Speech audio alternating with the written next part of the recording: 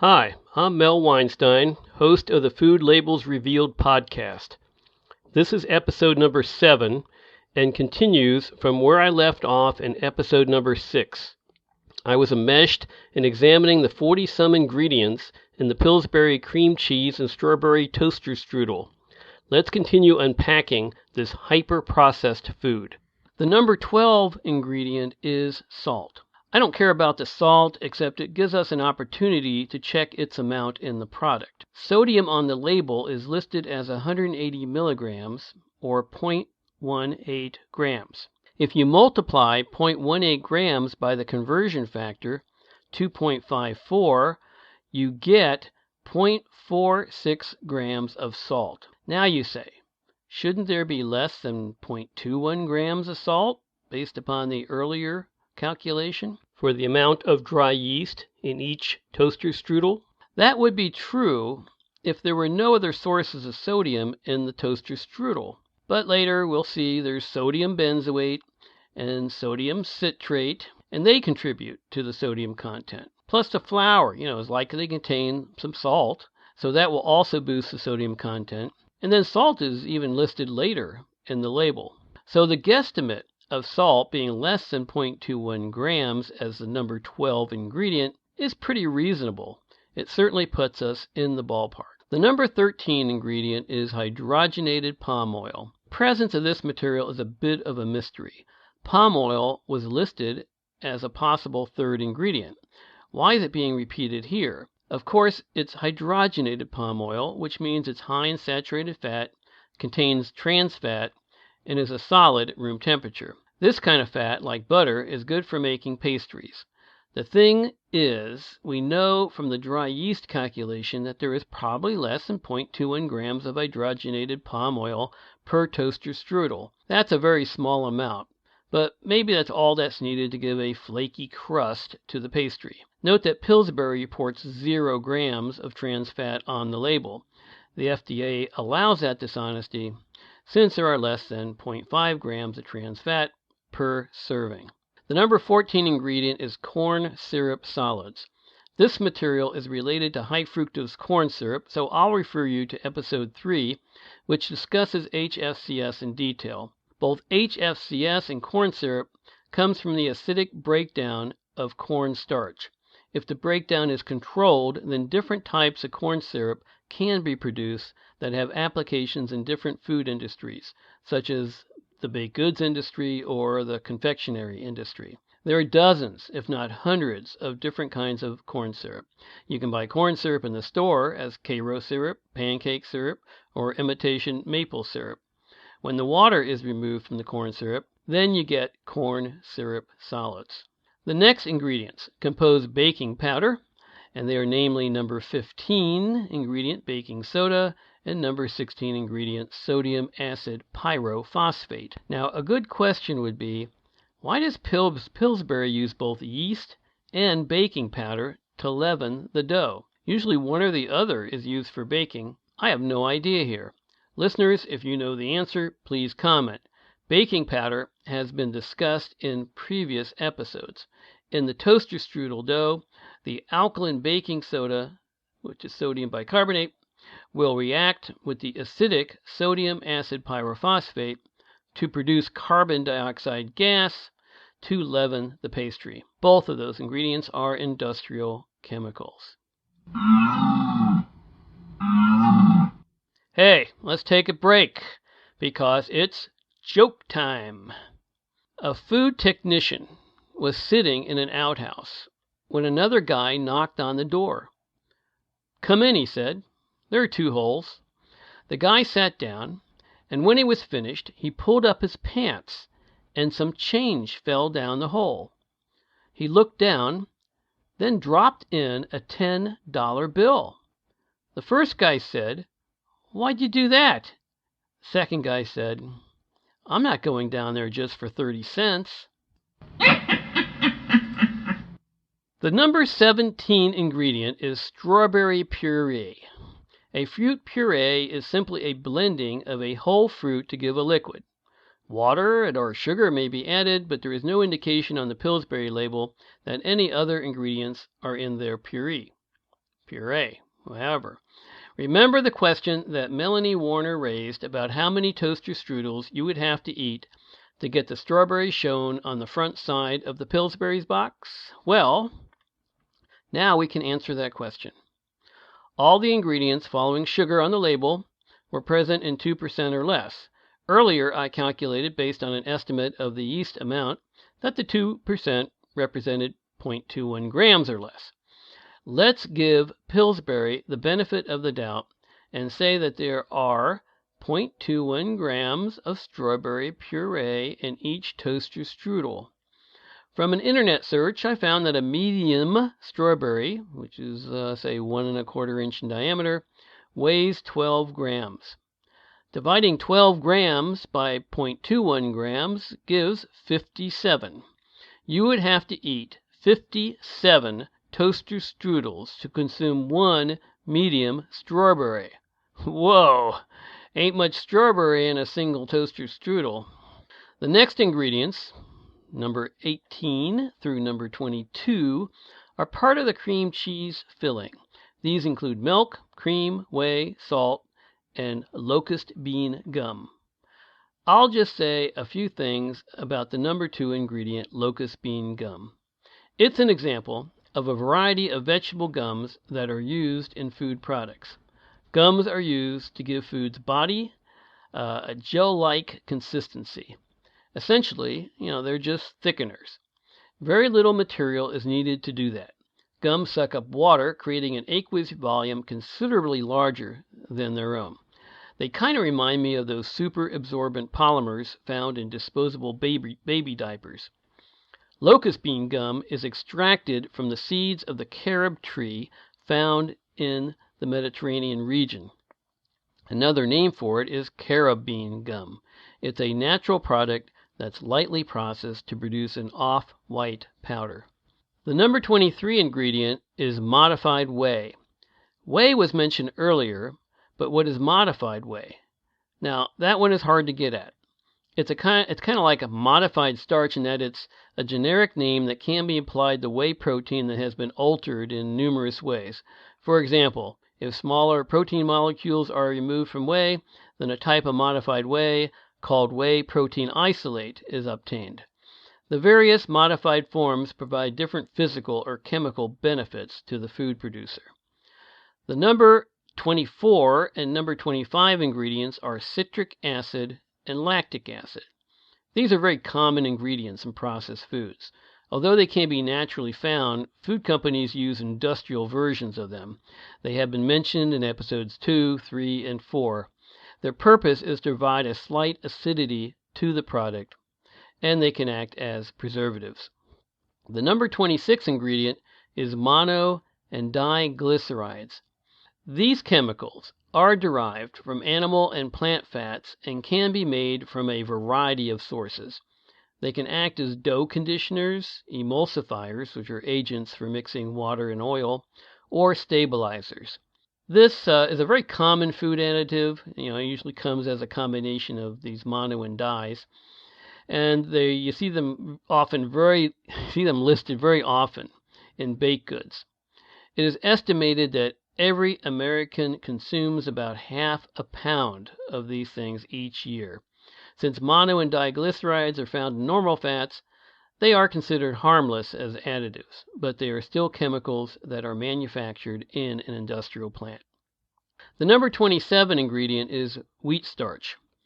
Just as cornstarch is a refined material obtained from corn, wheat starch is a refined material obtained from wheat berries. I don't want to take the time to go into that process here. Maybe it will be discussed the next time it appears. The next group of ingredients, number 28 to number 31, are chemical preservatives, namely potassium sorbate, sodium benzoate, TBHQ, and citric acid. A good question to raise here is, why does Pillsbury need to add preservatives to a product which is frozen? Frozen foods don't spoil, right? They don't grow bacteria. Oxidation or spoilage reactions slow down to a very low pace at freezer temperatures. But Pillsbury adds 4 chemical preservatives to their frozen toaster strudel. Why is that? I spent a little time researching that question online. I could not find a good answer. If any listeners can help with this question, please comment at the Podbeam or YouTube websites. With the exception of citric acid, which has already been discussed, let's take a look at the other preservatives. The number 28 ingredient is potassium sorbate. It's a common preservative in food. It's a synthetic white crystalline powder used to inhibit mold, fungi, and yeast. It has a low toxicity. The number 29 ingredient is sodium benzoate. It's also a very common preservative. It's a natural product, but food companies use a synthetic form of it. It is active against bacteria and yeast. It is moderately toxic in large amounts. The number 30 ingredient is TBHQ. Usually when you see an acronym like this on a food label, it means that the chemical name is very long. For some reason, food manufacturers are not required to spell out all the ingredients on their products. TBHQ stands for tertiary butyl hydroquinone. This synthetic powder is a potent antioxidant. It combines with oxygen very rapidly and itself turns brown. In large amounts, TBHQ is harmful. Ingestion of only a gram produces nausea, vomiting, ringing in the ears, and delirium. The number 32 ingredient is cellulose gum. You may also see this written on labels as sodium carboxymethylcellulose, or CMC. It's a chemically modified form of cellulose, which is a carbohydrate found in woody plants, like trees, and also in cotton. Cellulose gum is used as a stabilizer in foods. The number 33 ingredient is sodium citrate. This is a white synthetic powder, which is the sodium salt of citric acid discussed earlier. It is used as an emulsifier for creams and as a buffer to control acidity. The number 34 ingredient is polysorbate 60. Interesting name. Found in baked goods, it's a synthetic emulsifier obtained from the chemical combination of sorbitol and stearic acid. Both of those are industrial chemicals. It's also used as a wetting agent, a stabilizer, and dispersing additive. It may be contaminated with 1,4-dioxane, known as a nasty carcinogen. The sorbate in the name polysorbate 60 comes from the sorbitol. The number 35 ingredient is cellulose gel. This material is the hydrated form of cellulose and is the second ingredient in the toaster strudel derived from wood or cotton. It's probably in the toaster strudel as a non-caloric thickener. The number 36 ingredient is skim milk. Of course, skim milk is regular milk that has had the fat removed. It's interesting to note the next ingredient is cream. So Pillsbury uses both non-fat milk and full-fat milk. Go figure here. The number 38 and number 39 ingredients are natural and artificial flavors. As I stated in earlier podcasts, these ingredients are my pet peeves. Since they don't provide really any useful information. Now, natural refers to flavors obtained from real foods, while artificial refers to laboratory-made flavors, that is, synthetic chemicals. But the FDA allows food manufacturers to use these generic terms, which may represent thousands of compounds. So as a consequence, the consumer is really kept in the dark as regards the identity of these things. The FDA allows this loophole so food manufacturers can safeguard their formulas.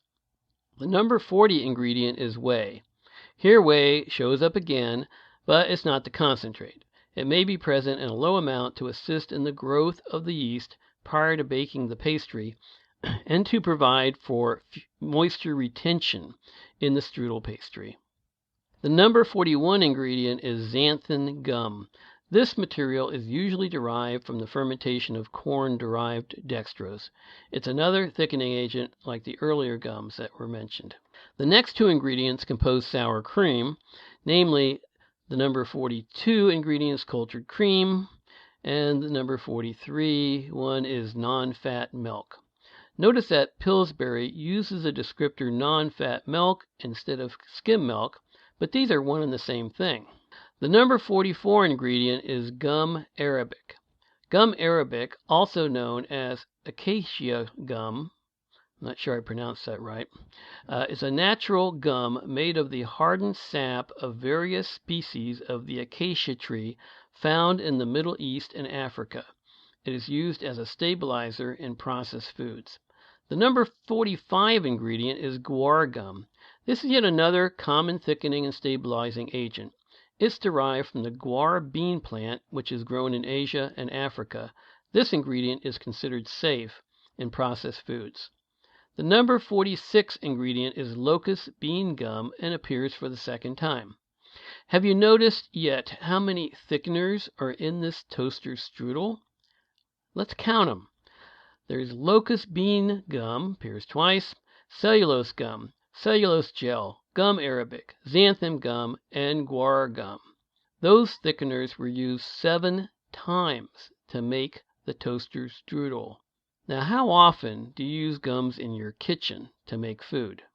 Ingredients number 47 and 48 are red 40 and blue 1, which are artificial colors. I'm not sure what needs to look blue in the toaster strudel, but the red 40 is probably there to make the strawberry puree look more real. These artificial colors are not good for the human body. I spoke at length about artificial colors in episode number 1, so I refer you there for a more in-depth look at them. Number 48 ingredient is sucralose.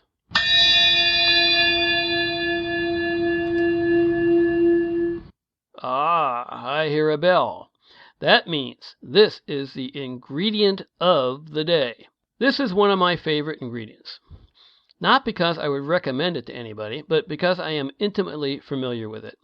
When I worked as an analytical chemist for a food ingredient company, I spent considerable time testing sucralose. If you don't already know it, sucralose is an artificial, non-caloric sweetener which is 600 times sweeter than table sugar. You probably know it as Splenda or other brands such as Zero Cal, Sucrana, and Sucro Plus, among others. For some reason, Pillsbury thought that their toaster strudel wasn't sweet enough with the HFCS and sugar and maltodextrin in it, so they added sucralose as well. Of course, sucralose is the last ingredient in the list, since very little is needed to provide added sweetness. As an example, if you were to replace the 39 grams of sugar in a 12-ounce can of Coke with sucralose, you would only need 65 milligrams of sucralose, just a smidgen. Like many of the artificial sweeteners, sucralose was an accidental discovery. The British company Tate & Lyle patented it in 1976, about a year after it was discovered. At that time, Tate & Lyle was one of the largest sugar manufacturers in the world, so the company did a bunch of basic research on sucrose, or table sugar. In that year, Tate & Lyle scientists were experimenting with the chlorination of sucrose, which involves reacting sucrose with chlorinating agents that place chlorine atoms in the structure of the sugar molecule. A graduate student by the name of Fadness was told to test one of the chlorinated sugar compounds. He thought he was being asked to taste it rather than test it. So he did, and that's how the sweetness of sucralose was discovered. After Tate & Lyle figured out a way to manufacture the material, the product was submitted for approval for use in foods. Sucralose got approved in 1998 in the U.S. Sucralose as an artificial sweetener has several advantages over its competitors. It's non-caloric, so it pretty much gets passed through the body, and it also resists breaking down with heat, so it can be used in baking. Process for making sucralose is complex, chemically intensive, and involves very hazardous chemicals. It would definitely be a candidate for the most highly refined food ingredient in the history of the modern food industry. Although the starting material is table sugar, there is nothing else natural about the production of sucralose. For many years, the marketing firm for sucralose used the slogan, "Made from sugar, so it tastes like sugar." The trade group, the Sugar Association, objected to that slogan and won a lawsuit to stop its use. The chlorinating agent used in the manufacture of sucralose is phosgene, one of the most poisonous chemicals known to man. In World War I, it was used in chemical warfare. Sucralose is sold in very dilute mixtures, so the sucralose you buy in the supermarket has a high filler to sweetener ratio. I was turned off to sucralose many years ago when I worked in a laboratory performing tests on the material. One day I smelled a very strong, acrid odor in the lab. After several days, I discovered that the odor was coming from a canister or bag stored inside a cabinet. It was a container of pure sucralose. The sucralose had slowly decomposed over time to release hydrochloric acid, a corrosive gas, which darkened the product and the container it was in. The commercial food-grade packages of sucralose will not do that, but that experience turned me off to sucralose for life. Well, that's it for the Pillsbury cream cheese and strawberry toaster strudel ingredients list. Here's a couple of last things about the ingredients. On the label, General Mills surprisingly has this phrase, "partially produced with genetic engineering." So they admit up front that GMOs are in their ingredient list, but they don't say which ingredients actually are GMOs. I've mentioned before how frequently corn-derived ingredients wind up in processed foods. That's no surprise since corn is cheap and abundant in this country. Along with farm animals, we are a corn-fed nation. Here are 9 toaster strudel ingredients related to or derived from corn. HFCS, cornstarch, maltodextrin, modified cornstarch, corn syrup, solids, citric acid, lactic acid, sodium citrate, and xanthan gum. I'm not going to say much about the nutritional benefits of the toaster strudel. Let's face it, people don't eat this junk food with health in mind. In short, if you ate 2 of the pastries at one sitting, you would get 380 calories, 16 grams of total fat, or 24% of the daily value, 6 grams of saturated fat, or 28% of the daily value, 18 grams of sugar, 360 milligrams of salt, or 16% of the daily value, and only 2 grams of fiber, which is just 4% of the daily value. If you eat this kind of food, I strongly encourage you to start thinking about what you are putting in your body. It might not make you sick today, but a steady diet of this kind of food will be perilous to your future health. Recall the fake food index. Over half of the toaster strudel ingredients are processed in factories. Most of those processed materials didn't exist 50 years ago. They are pretty new to the human body. Think about the cumulative effect of these fake foods on your body. Your body's organs, the liver, kidneys, gallbladder, bladder itself, etc. have to work hard to eliminate many of those fake foods. Also, and this is important, every fake food has contaminants in it that arise from the manufacturing process. Although present in very low concentrations, the accumulation of those contaminants may also cause health problems down the road. As the staple singers used to say, respect yourself. Farewell, food eaters, and remember this, if you want to eat well and keep yourself healthy, eat food mainly from natural plants, not manufacturing plants.